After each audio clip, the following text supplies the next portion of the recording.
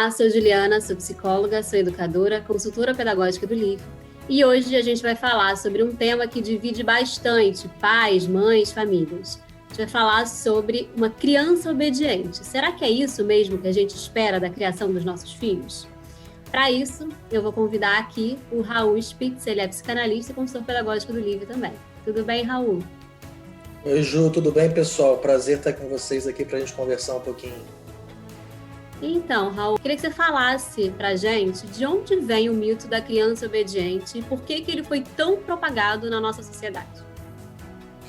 Olha, para mim, né, a questão do mito da criança obediente, ela tá diretamente ligado, talvez, a uma fantasia, né, fantasias nossas de adultos que somos, que obviamente a gente foi formado por uma educação que privilegiou uma ideia de movimento, para que ela pudesse ter uma sensação que ela pudesse ser controlada, né? Onde a gente pudesse achar uma realidade equilibrada, onde a gente pudesse andar sempre por ruas sem buracos, sem ranhuras. Então, é tudo uma fantasia que é instaurada desde cedo na nossa cabeça, mas que faz com que a gente tenha a ideia que a gente vai formar crianças como pai, mãe, professores, educadores, que sejam crianças que possam estar dentro de uma perspectiva montada, pré-montada pelo que a gente entende como sendo, talvez, a forma ideal. E quando a gente fala de forma ideal, a gente está fadado a se deparar com uma realidade que não tem nada a ver com isso. Na realidade, né, do mundo externo, as coisas são bastante diferentes daquilo que a gente inicialmente possa ter idealizado, montado. Então, a gente tem uma divergência muito grande que, na medida que a gente quer que a criança seja obediente, a gente percebe que ela não pode ser o tempo todo obediente. Ela não vai ser. Principalmente porque ela é um sujeito diferente da gente, né? Ela é dotada de necessidades, possibilidades e desejos diferentes dos nossos. E quando a gente entra em contato com isso enquanto adulto, a gente fica meio arrepiado, fica com medo. Isso toca em pontos delicados nossos de adultos, né? Porque muitas vezes a gente está atravessado por ansiedade, a gente tem medo, a gente tem vergonha, a gente tem expectativas que, quando a gente se depara que a realidade traz uma questão que é totalmente diferente daquela, a gente entra meio em pânico e não sabe muito bem o que fazer. Obrigada, Raul. É curioso que quando você fala dessas ranhuras, me vem muito essa ideia de que antigamente tinha uma ideia do que era a infância, né? Que era como se fosse um mini adulto que trabalhava, né? E tal. A gente sabe que já não é mais isso, que a infância ocupa um outro lugar na nossa sociedade, mas muitas vezes a gente continua conversando com as crianças esperando uma resposta como se fosse um adulto, né? Então a gente realmente espera que ela tenha uma maturidade para responder de onde não é possível, né? Você falou bem que é isso, é impossível essa obediência o tempo todo, esse controle. E aí a gente ouve também muito, quando a gente se depara realmente, né, com a infância, uma possibilidade infinita, né? A Hannah Arendt fala muito disso, né? Desse milagre, essa coisa que é inédita da infância, desses primeiros passos, né, no mundo, onde tudo é possível, e isso assusta, né, como você falou.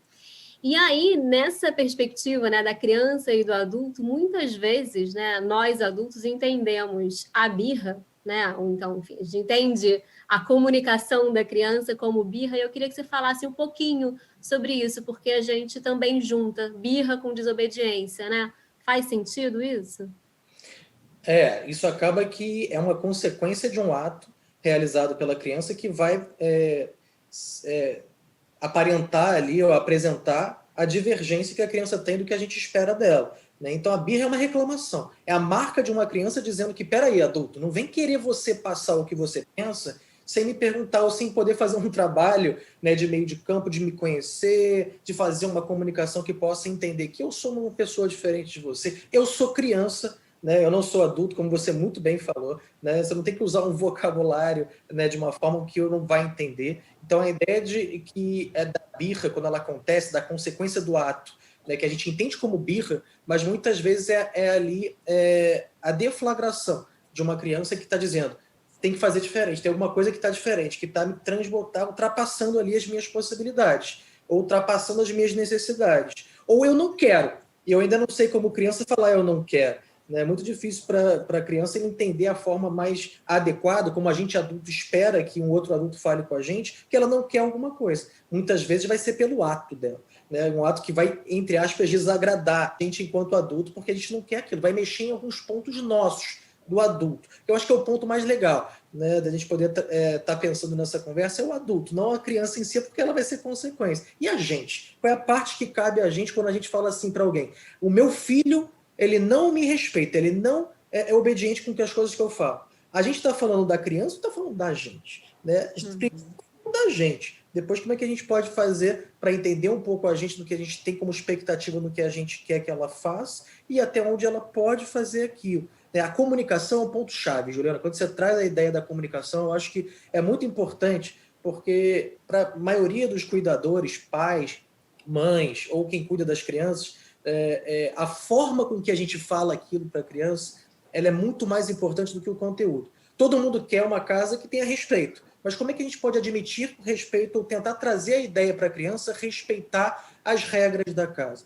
E se a gente puder pensar rapidamente a força que as palavras possuem, né? Quando a gente fala de regra, todo mundo fala que regra é importante, mas regra tem vários sinônimos. Regra, lei, entendimento, combinado. É muito legal poder entrar numa perspectiva de uma criança mais nova e trabalhar junto os combinados, que nada mais são do que regras. Só que quando a gente fala combinado, ela tem uma leveza muito maior que faz com que talvez o trânsito do que a gente está tentando passar para elas possa ter uma assimilação pela criança de uma forma muito mais fácil, onde ela entenda os motivos daquilo não poder acontecer ou acontecer e se implicar, e entender, e inclusive ser parte daquelas que muitas vezes pode também dizer que uma regra pode acontecer ou não. Então a comunicação ela é a chave de tudo, as palavras têm uma força que muitas vezes a gente subestima.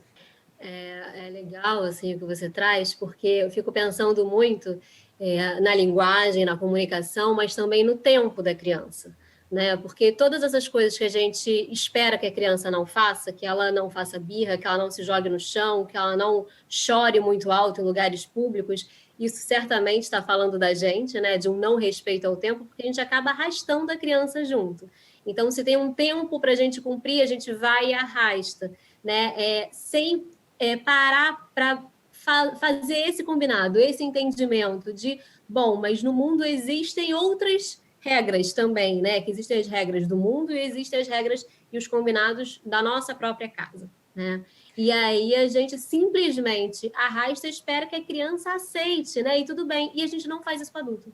Né? Com a criança, a gente acha que pode, mas com o adulto, a gente respeita muito mais o tempo e o limite. E quando a gente fica chateado, todo mundo sabe que a gente está chateado e não vão ficar falando assim, nossa, mas já passou, chega, né?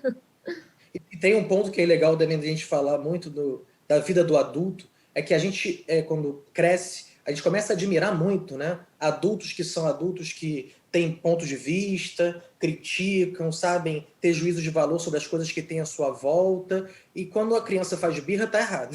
Sendo que a birra talvez seja uma força que já desde os primeiros momentos, algo que possa ser ligado a alguma coisa que pai, mãe, eu penso diferente de vocês, né? Uhum. Um ponto de vista que é diferente do de vocês. Claro que a criança não vai falar perfeitamente, mas é a curiosidade, talvez, de entender que existe uma regra ou um combinado estabelecido que por que é só aquela resposta que eu tenho que dar para aquele ato? Será que não existem outros?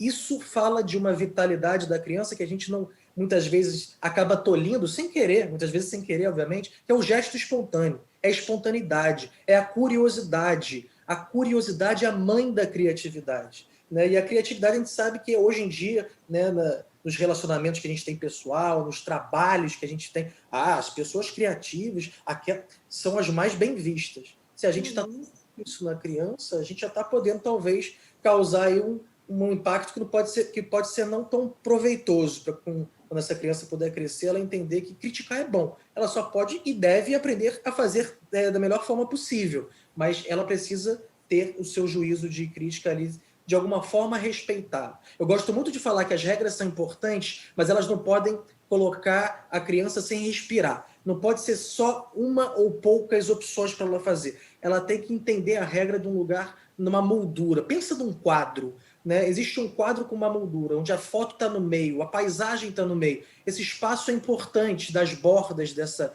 moldura para a criança poder entender que ela pode circular. E a criança é o corpo em circulação, né? É a mente em circulação. São os processos de elaboração, num processo contínuo de elaboração. Se a gente tende a botar regras muito fortes, a gente tende a fazer algo impossível, que é a deixar esses movimentos que não podem ser presos. Eles precisam de espaço.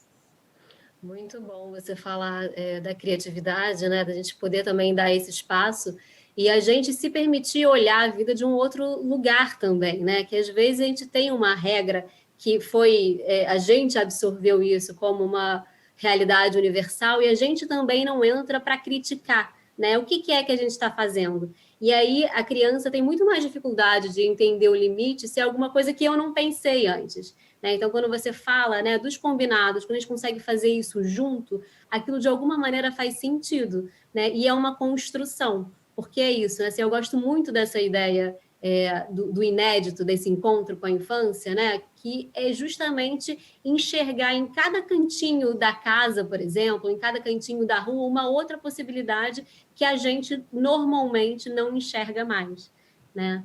Mas falando nisso, eu também penso muito, né, no pensamento crítico, que eu acho que quando a gente fala de obediência, é simplesmente seguir o que alguém está mandando, né? A gente deseja que nossos filhos obedeçam porque sim, porque é mais fácil, né, em algum sentido, mas o que que isso significa a longo prazo, né? Aqui também, aqui no aqui e agora, no presente também, mas a longo prazo isso complica um pouco. E aí, pensando um pouquinho na adolescência, tem vários comportamentos que a gente entende como desobediência ou como uma afronta, né? Ele está me desafiando, é alguma coisa pessoal. Você pode falar um pouquinho sobre essa fase também? Bom, eu gosto muito de falar, né, que a adolescência é um momento peculiar na vida nossa, de seres humanos, né? Ela é uma fase muito delicada, e quando você fala de desafio, né, na sua pergunta parece que tem uma questão de que os pais se sentem desafiados pelo adolescente, mas quem está vivendo um grande desafio é o próprio adolescente, né, de tentar agora construir uma vida que é nova, é inédita, não tem referenciais para ele de vida. Ele tem muitas perdas ali naquela etapa onde ele era criança, ele era cuidado, né? Os pais e a mãe, pai e mãe compravam roupas, faziam prato, paparicavam, cuidavam do corpo. Agora quem faz isso a partir de agora é ele. E olha que daqui a pouco quem vai ter que fazer isso por outros é ele, né? Quando sair do colégio vai ter que trabalhar e vai ter que ter uma vida pessoal de trânsitos. Então, olha o que está por perto, é uma ameaça muito grande. Então, a gente vive na adolescência normalmente um luto, né, muitas perdas. Então, é de fato um desafio muito grande viver esse momento, e esse lugar que as famílias às vezes se encontram é um lugar de muita dificuldade. Como você muito bem falou na sua pergunta, parece que é uma afronta ao pai, né, uma afronta à mãe, e que isso não é afronta, é um movimento necessário, né, dessa criança que era antes criança e agora é um jovem, de tentar achar, criar, entender que existem outras referências, e às vezes essas outras referências estão nos amigos, estão em outros ciclos sociais, estão em professores, estão em outras figuras, né, que não vão ser pai e mãe, e às vezes isso é uma quebra de uma ferida gigantesca, porque o meu filho que me amava tanto agora não está mais querendo saber, viajar comigo. É isso aí, né? Vai ter que ter esse alargamento de possibilidades desse jovem com seus pais e mães, né? Então, para que eles possam ter esse trânsito natural. Agora, não pode ser nem muito perto, né, desse lugar da família, a ponto de tirar o oxigênio do jovem, e nem muito longe. Porque o que a gente escuta muitas vezes é o pai e a mãe falarem: eu desisto, quer saber, eu quero mais é que ele aprenda na vida. Isso é um perigo, né? Existe aquele mesmo exemplo que eu dei das regras que precisam ter um espaço, é esse lugar que família precisa poder criar, né, na construção da relação com jovens e adolescentes, que é um espaço de trânsito, de circulação. É um pouco cá perto, um pouco longe. É se mostrar sempre disponível aos seus filhos, né? Não precisa estar toda hora batendo na porta e perguntar o que o filho quer. Ele não quer isso, ele não vai ser muito. Mas também deixar de bater na porta, deixar ele isolado no quarto o dia inteiro, também não é o que ele quer. Né? Então, como é que a gente pode sustentar esse alimento emocional que os nossos filhos, nessa etapa dramática, muitas vezes, né? Eu digo dramático porque é difícil, porque é muita perda, né? Mas para que ele possa atravessar esse momento da melhor forma possível, sabendo que ela não vai ser perfeita, muito bem sucedida, é um momento difícil de construção, muito individualizado, mas para que ele possa não ficar em risco, por exemplo, não ter problemas maiores, a gente poder estar sempre ali para quando ele precisar da gente. Ótimo, Raul.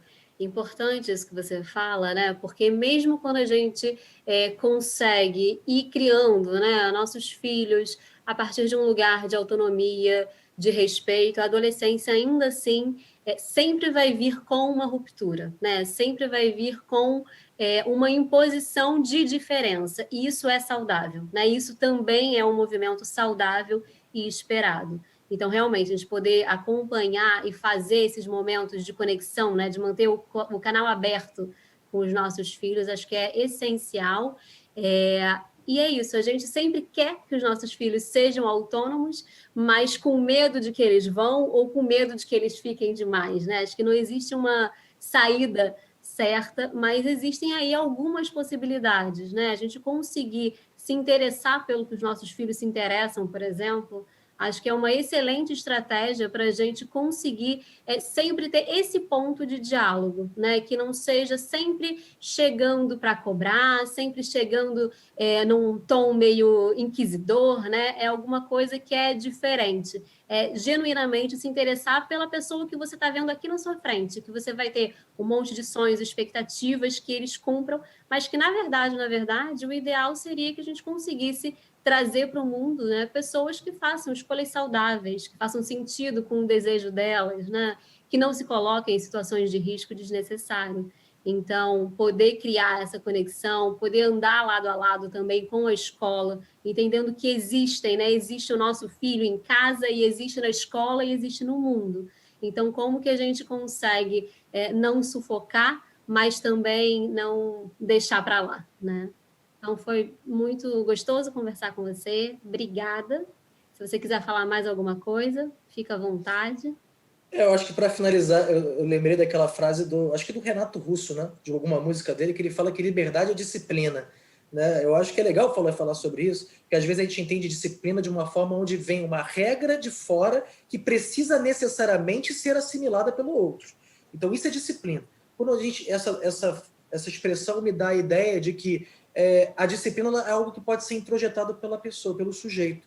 É a disciplina de uma criança ou de um adolescente poder entender que ela tem um monte de coisas para fazer no dia. Né? E como é que ela pode se organizar para fazer isso? É banho, é comida, é dever, é brincadeira, é arrumação de alguma coisa. Ela precisa fazer um monte de coisa. Se ela conseguir gerenciar isso bem, a gestão do tempo, por exemplo, né, uma questão legal, né, que pode ser assimilada internamente, isso é disciplina, o que pode libertar essa criança para poder, de fato, ter uma condição muito mais possível de se relacionar com as pessoas à sua volta, com a própria família. Né? Então, eu acho que essa frase e essa questão da disciplina ela precisa estar assimilada pela pessoa. Não adianta a criança obedecer por medo.